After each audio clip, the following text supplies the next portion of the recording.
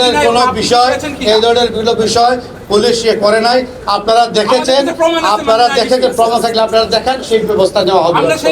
এখন যে ব্যবস্থা আমরা যারা করেছে, যে কাজ করেছে তার বিরুদ্ধে আমরা ব্যবস্থা নিচ্ছি।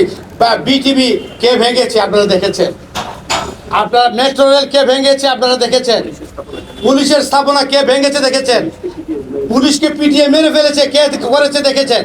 কতজন মারা গিয়েছে? আমরা সারা দেশ থেকে তথ্যটা সংগ্রহ করছি, অল্প সময়ের মধ্যেই আমরা আপনাদেরকে সেই তথ্যটা দিতে পারব। আমাদের অনেক সদস্য হতাহত হয়েছে, এখানে আপনারা দেখেছেন কি পরিমাণ হয়েছে। সারা দেশ থেকে আমরা তথ্য সংগ্রহ করছি।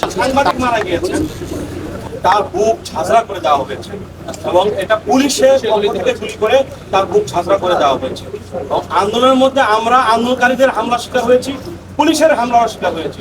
এবং যে মেহেদি মারা গিয়েছে ঢাকা টাইমসের, আপনাদের একটা কথা বলি যে পুলিশ কখনোই সাংবাদিককে প্রতিপক্ষ মনে করে। আমরা সবসময় মনে করি সাংবাদিক বৃন্দ, সম্মানিত সাংবাদিক বৃন্দের কাছ থেকে আমরা আমাদের মূল্যবান তথ্য পেয়ে থাকি এবং এই তথ্য আমাদেরকে দায়িত্ব পালনে অনেক সহযোগিতা করে। সম্মানিত সাংবাদিক বৃন্দ কখনই আমাদের প্রতিপক্ষ না। আমরা সবসময় আপনাদেরকে সহায়ক শক্তি হিসেবে মনে করি এবং আপনারা আমাদেরকে সহায়তা করেন, অর্জিত করেছেন, এখনো করছেন, ভবিষ্যতে করবেন। এবং আপনাদের সাথে আমাদের যে সৌহার্দ্যপূর্ণ সম্পর্ক রয়েছে, এইটাকে একটা ভিন্ন খাতে প্রবাহিত করার জন্য একটি মহল ষড়যন্ত্র করছে বলে আমি দৃঢ়ভাবে বিশ্বাস করি।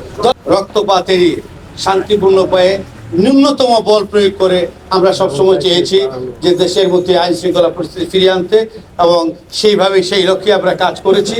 এবং কেউ যদি মনে করে এটা দুর্বলতা, তাহলে সে বোকার রাজ্যে স্বর্গে বসবাস করে। আমাদের যারা এই বিশৃঙ্খল সৃষ্টিকারী যারা আছে, তাদের বিরুদ্ধে আমাদেরকে তথ্য দিয়ে সহায়তা করার জন্য আহ্বান জানিয়ে তাদের পরিচয় গোপন রাখার শর্তে এবং তাদেরকে প্রত্যেকে উপযুক্ত পুরস্কারে পুরস্কৃত করার আশ্বাস দিয়ে আমি আমার বক্তব্য শেষ করছি।